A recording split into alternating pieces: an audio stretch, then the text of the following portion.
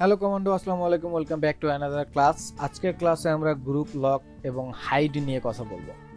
আপনার ডিজাইন করার ক্ষেত্রে এক এক ধরনের ভূমিকা পালন করবে এবং কোনটা আপনার জন্য কি ভূমিকা পালন করবে সেটাই আজকে আমরা দেখার চেষ্টা করব। তো চলুন কথা না বলে সরাসরি টিউটোরিয়াল চলে যাই।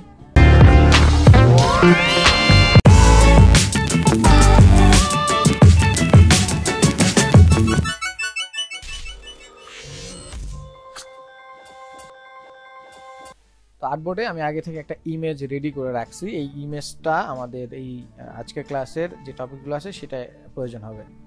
তো প্রথমে আমি এখান থেকে একটা শেপ তৈরি করতেছি। সাপোজ একটা শেপ তৈরি করলাম, তারপর আমি একটা টেক্সট লিখে নিচ্ছি। সো লরেন উইফসম এটাই থাকুক, আমি একটা টেক্সট লিখে নিলাম। ওকে, সো আমার কাছে একটা টেক্সট আছে, একটা শেপ আছে, একটা ইমেজ আছে, জেপিজি ইমেজ। এখন প্রথমে যে গ্রুপ বিষয়টা আছে, সেই গ্রুপ বিষয়টা এই যে তিনটা জিনিস আমি চাচ্ছি যে আমার এই তিনটা জিনিস একসাথে থাকবে, এরকম হবে যে সাপোজ এটা একটা অংশে ব্যবহার হচ্ছে। তো এখন আমি এই তিনটাকে যখন মুভ করব তখন কিন্তু আমার এইটা মুভ করতে হবে, এইটা মুভ করতে হবে, এটা অথবা সবগুলোকে এভাবে সিলেক্ট করে বারবার, তাই না? এই কাজটা যখন আমার করতে হচ্ছে তখন কিন্তু আমার একটু সময় লাগতেছে। তো এটা এরকম ফাঁকা জায়গা আছে, অল্প কিছু আর্টবোর্ড আছে, অল্প কিছু আর্টবোর্ডে কিছু আর্টওয়ার্ক আছে, যার কারণে এটা আমি করতেই পারি, কোনো সমস্যা নেই। কিন্তু যখন অনেক কিছু হয়ে যাবে, আশেপাশে যখন থাকবে, এরকম সিলেক্ট করা কিন্তু ডিফিকাল্ট, তখন আবার শিফট ধরে ধরে এভাবে সিলেক্ট করতে হবে। তো এই যে ঝামেলাটা, এই ঝামেলাটার কারণে আমরা এইভাবে সিলেক্ট করে এটাকে গ্রুপ করে ফেলতে পারি। সো আমরা অবজেক্টে যদি চলে যাই, অবজেক্ট থেকে এখানে দেখবেন গ্রুপ অপশন আছে। সো কন্ট্রোল জি, এটা ক্লিক করলে গ্রুপ হবে। আবার আনগ্রুপ করার জন্য শিফট কন্ট্রোল জি, এটা ক্লিক করলে আনগ্রুপ হবে। অথবা আপনি যদি এইটাকে মাউসের রাইট বাটন ক্লিক করে এখান থেকে গ্রুপ করে নেন, তাও আপনি করতে পারবেন। এখন গ্রুপ করার পরে আমি কিন্তু সিলেকশন টুল দিয়ে এটাকে মুভ করলে সব একসাথে মুভ হবে, ছোট করলে সব একসাথে ছোট হবে, মানে যাই করবে এখন কিন্তু সব একসাথে হচ্ছে। তো এটা কিন্তু আপনার কাজের গতি বাড়াবে। অনেক কিছু থাকবে, যেমন যখন অনেক কিছু থাকবে তার মধ্যে আপনি এই কাজটা যখন করতে পারবেন। সাপোজ এইটা একটা বিষয়, তারপর আমি এটাকে আরেকটা কপি করে, ধরেন এটাকে কপি করে এইভাবে করে নিলাম। এখন এইটাকে আমি একটু ডার্ক কালার করে দিলাম। সাপোজ আমি একটা বুলেট পয়েন্টের মতো একটা জিনিস বানাতে যাচ্ছি। সাপোজ এরপর আমি এখানে টেক্সট লিখলাম লর্ড এমোশন, তো এটা আমার একটা বুলেট পয়েন্ট। অথবা আমি এটাকে এইভাবে দিলাম, এটার নিচে আর একটা টেক্সট থাকবে, সাপোজ এরকম বুলেট পয়েন্ট দিলাম। আমি এই বুলেট পয়েন্টের লেখাটাকে একটু ছোট করে নিচ্ছি, এটাকে ক্যারেক্টার থেকে অল ক্যাপস উঠিয়ে দিয়ে রেগুলার করে, তো জাস্ট এইভাবে রেগুলার করে দিচ্ছি। আর এটাকে একটু লিডিং এর মানটা বাড়িয়ে দিলাম, সাপোজ এইরকমটা। তারপর এখানে আপনি আপনার সুবিধার্থে একটা লাইন ব্যবহার করতে পারেন। সাপোজ আমি একটা লাইন দিয়ে দিচ্ছি, এটা বোঝার জন্য, আমি ডিজাইন করতেছি না, আমি বোঝার জন্য জাস্ট লাইন ব্যবহার করে দিলাম। তো নাসি দেখেন এখানে অনেকগুলো আমার শেপ বা টেক্সট বা লাইন সবগুলো মিলে অনেকগুলো এলিমেন্ট আছে আমার এখানে। এখন এই সবগুলো আমার ধরেন রিপিট করতে হবে। সেই ক্ষেত্রে আমি কি করব, এই একটা কপি করব, আবার এইভাবে অল্টার ধরে একটা কপি করব, আবার এইটাকে অল্টার ধরে কপি করব, আবার এইটাকে কপি করব, এইটা কপি করব, এইটা, এইরকম যদি করি তাহলে অবস্থা কি হবে চিন্তা করেন। যদি এটা 5টা লাগে আমার, তাহলে কিন্তু অবস্থা খারাপ হয়ে যাবে। আবার দেখেন এটা কিন্তু এই যে মাপজোপ ঠিক নাই, সব কিছু এলোমেলো হয়ে গেছে।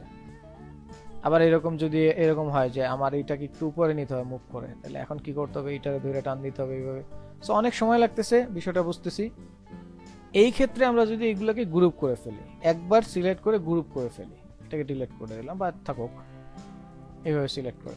এখন এটার নিচে যদি অন্য কোনো শেপ থাকে বা অন্য কোনো ইমেজ থাকে তাহলে কিন্তু আরো ঝামেলা হবে। তো সেই ক্ষেত্রে শিফট ধরে ধরে আমরা সিলেক্ট করব, প্রথমটা সিঙ্গেল, পরেরটা শিফট, পরেরটা শিফট, শিফট, শিফট। এবার আমরা কন্ট্রোল জি দিয়ে এটাকে গ্রুপ করে ফেললাম। সো নাও সি, এখন এটা যেখানেই যাক এটা একসাথে মুভ হবে। আপনি আনগ্রুপ করলে এই যে আনগ্রুপ অপশন আছে, অথবা কন্ট্রোল এই যেখানে আপনি গ্রুপ করতে পারছেন সেখানে আনগ্রুপ অপশন আছে। Control shift J.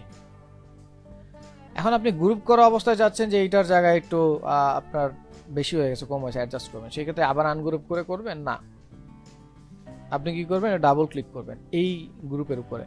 So double click করলে এটা আইসোলেটেড লেয়ার হয়ে যায় বা আইসোলেটেড গ্রুপ হয়ে যায়। সেই গ্রুপ থেকে আপনি যেটাকে চান সিলেক্ট করে আপনি আলাদাও কাজ করতে পারবেন। আবার বাইরে ডাবল ক্লিক, শেষ। সেটা হচ্ছে গ্রুপের সুবিধা, এইভাবে গ্রুপ করবেন। এরপর হচ্ছে লক। সো লকের ব্যাপারটা হচ্ছে এই যে ধরেন আমি এটাকে আনগ্রুপ করে নিই, এই যে এই জিনিসটা যেটা আছে কাজ করার সময় ধরেন আমার ব্যাকগ্রাউন্ডে একটা এরকম একটা বিষয় থাকবে ব্যাকগ্রাউন্ডে, সাপোজ এটা আমার ব্যাকগ্রাউন্ডে আছে। এখন এই ব্যাকগ্রাউন্ডটা আমার বারবার হচ্ছে মুভ হবে এরকম কাজ করতে গেলে, সাপোজ আমি এটাকে ভুলে এই মুভ করতে গিয়ে এটাকে মুভ করে ফেললাম, অথবা এইটা যখন সিলেক্ট করতে যাই এরকম বারবার এটা সিলেক্ট হয়।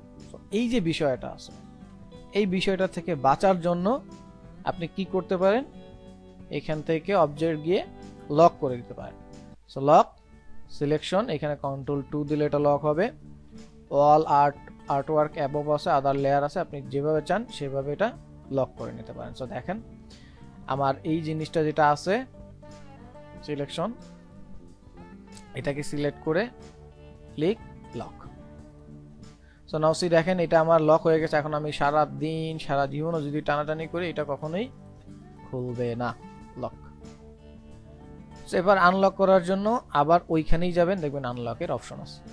সো কন্ট্রোল 2 দিলে লক হবে, অল্টার কন্ট্রোল 2 দিলে আনলক হবে। এখানে একটা বিষয় হচ্ছে আপনি যদি লক করেন সিঙ্গেল সিঙ্গেল, দেখেন কন্ট্রোল 2 দিয়ে একটা লক করলাম, কন্ট্রোল 2 লক, এখান থেকে control 2 lock, control 2 lock, control 2 lock. So দেখেন আমি কিন্তু তিনটা আলাদা আলাদা লক করছি, কিন্তু এই তিনটাকে আলাদা আলাদা খোলার জন্য কিন্তু আলাদা আলাদা শর্টকাট নেই। এইটা একটা লিমিটেশন এখান থেকে। আপনি যখন আনলক করবেন দেখবেন সব আনলক হয়ে গেছে। এখন আপনার মনে প্রশ্ন আসতেই পারে যে স্যার আমি এইরকম চাচ্ছি না, বারবার আমার সবগুলো আবার ইন্ডিভিজুয়াল আনলক হবে, আনলক করতে হবে, এই প্রসেসটায় আমি যেতে চাচ্ছি না। তাহলে আমি কি করব? তাহলে সবচেয়ে সহজ সমাধান হচ্ছে আপনি লেয়ার প্যানেলে চলে যাবেন। লেয়ার প্যানেলে এসে যদি আলাদা আলাদা লেয়ার হয় তাহলে আলাদা আলাদা লেয়ার, আর যদি আলাদা আলাদা লেয়ার না হয় এক লেয়ারের মধ্যে পাত অনেকগুলো হয় তাও চলবে, কোনো সমস্যা নেই। ওই পার্টটাকে ওপেন করবেন। সো ওইটাকে লেয়ারটাকে ওপেন করে পাতগুলো ওপেন করবেন। ওপেন করলে দেখবেন এখানে একটা আই ভিজিবিলিটি অপশন আছে, তার পাশে একটা ফাঁকা জায়গা আছে। এই ফাঁকা জায়গায় যদি আপনি ক্লিক করেন টগল লক এডিটেবল হয় ব্ল্যাঙ্ক। সো এখন আমি যদি এইখানে ক্লিক করি, এইখানে ক্লিক করলে যেটা হবে এটা কিন্তু লেয়ার ওই পার্টটাকে লক করে ফেলবে, এই যে পার্টটা যেটা আছে, ঠিক আছে, এই যে এটা লক হয়ে গেছে। দেখেন এটাকে আমি মুভ করতে চাইলেও মুভ করতে পারতেছিলাম। যেমন এইটা কোথায় আছে আমরা একটু দেখি। আবার এখানে ক্লিক করলে এইটা লেয়ারের লকটা খুলে গেল বা পাথের লকটা খুলে গেল। সো এটা কোথায় আছে দেখেন, এটা এইখানে আছে, তাই না? আর আমি যদি এটা এখানে ক্লিক করে দিই তাহলে এটা কিন্তু লক খুলে গেল। তো এইভাবে কিন্তু আপনি ইন্ডিভিজুয়াল লকগুলো খুলে নিতে পারবেন। যেমন এটাকে আপনি লক করে দিলেন, টেক্সটটা যেখানে আছে, সাপোজ টেক্সট এটা ইমেজ, এটা এখানে লক। সো এখন আপনার পছন্দ হচ্ছে আপনি এটা আনলক করে ফেলবেন, সো এটা আনলক করে ফেললেন, এটা আনলক হয়ে গেল। আশা করি বুঝতে পারছেন। সো এইভাবে এখান থেকেও আপনি ইন্ডিভিজুয়ালি আপনার পছন্দ মতো আনলক বা লক করে নিতে পারবেন। এটা হচ্ছে লেয়ারে, আর ওগুলো হচ্ছে এলিমেন্ট। তো এখান থেকে আমরা লক আনলক করে নিব। তো এরপর হচ্ছে হাইড। তো হাইড বিষয়টা নর্মালি আমরা বুঝি যে এটা থাকবে না বা ভিজিবিলিটি বা ইনভিজিবল এরকম বিষয়টা। তো দেখেন এখন যদি বিষয়টা এরকম হয় যে আমার পিছনে যে ব্যাকগ্রাউন্ড আছে ব্যাকগ্রাউন্ডের কারণে আমি এটা বুঝতে পারতেছি না তৈরি করার সময়, হয়তো বা এমন হতে পারে যে এটা দেখে দেখে আপনি একটা আর্টওয়ার্ক বানাচ্ছেন বা ভেক্টর পোর্ট্রেট বানাচ্ছেন, তো দেখে দেখে আপনি বানাচ্ছেন, কিন্তু অনেক সময় ওই মিলাইতে গেলে হয়তো বা একটু প্রবলেম হচ্ছে বা বুঝতেছেন এরকম ইস্যু থাকতে পারে বা আরো অনেক ইস্যু থাকতে পারে। সেই ক্ষেত্রে এটাকে সিলেক্ট করে অবজেক্ট থেকে আপনি এটাকে হাইড করে দেন, কন্ট্রোল 3, সেটা হাইড হয়ে গেল। মানে এটা কিন্তু আছে, এক্সিস্ট আছে। এটা কি হলো, বিষয়টা হলো এইরকম, লেয়ার প্যানেলে যদি আমি যাই, সো বিষয়টা হচ্ছে এরকম, এই দেখেন এই লেয়ারের যে চোখটা আছে এই চোখটা অফ হয়ে গেছে আর কি, সো কন্ট্রোল 3 দিচ্ছি সিলেক্ট করে। সো দেখেন এই লেয়ারের চোখটা হাইড হয়ে গেল, মানে অফ হয়ে গেল। সো এটা এখানে দেখাচ্ছে না। সো আপনি এটা লেয়ার প্যানেল থেকে এভাবে করতে পারবেন, যেটা চান সেটা চোখে ক্লিক করলেই দেখবেন এটা মানে বন্ধ হয়ে গেছে বা ইনভিজিবল হয়ে গেছে। ঠিক আছে, এটা হচ্ছে হাইড। সেখান থেকে আপনি সিলেক্ট করে হাইডে ক্লিক করবেন, হাইড হবে। আবার হাইড হয়ে গেলে আপনি এখানে যাবেন, দেখবেন এখানে শো অল আছে, অল্টার কন্ট্রোল 3। সো এটা ওই একইভাবে আপনার সবগুলো একসাথে শো হবে। আবার একটা একটা ইন্ডিভিজুয়াল হচ্ছে হাইড করলো, সবগুলো একসাথে শো হবে। তো সেই ক্ষেত্রে যদি আপনি চান যে না একটা একটা হচ্ছে করবেন, তাহলে এই ক্ষেত্রে এই যে এইখান থেকে আপনি একটা একটা এইভাবে কাজ করতে পারেন লেয়ার প্যানেল থেকে। ঠিক আছে, তো তাহলে আপনি এখান থেকে গ্রুপ করতে পারবেন, কন্ট্রোল জি দিলে লক করতে পারবেন, কন্ট্রোল 2 দিলে হাইড করতে পারবেন, কন্ট্রোল 3 দিলে। সো এটা হচ্ছে আমাদের গ্রুপ, লক, হাইড। আশা করি আমাদের যে বিস্তারিত আলোচনা ছিল সেই আলোচনা থেকে আপনারা এই 3টা টপিকস ক্লিয়ার হয়ে গেছেন। তারপর যদি কারো কোনো কোশ্চেন থাকে সেই কোশ্চেনগুলো তো অবশ্যই করবেন, আর যারা করতেছেন অবশ্যই তাদের কমেন্টের রিপ্লাই আমরা খুব ফাস্টলি দেওয়ার চেষ্টা করতেছি। সো ফিউচার কমান্ডো আজকে এই পর্যন্ত শিখি। যারা শেষ পর্যন্ত ছিলেন তাদের কমান্ডো স্যালুট। দেখা হচ্ছে পরবর্তী ক্লাসে। ততক্ষণ পর্যন্ত ভালো থাকুন, সুস্থ থাকুন, আর বেশি বেশি প্র্যাকটিস করুন। And don't forget to subscribe olposhikhi.com।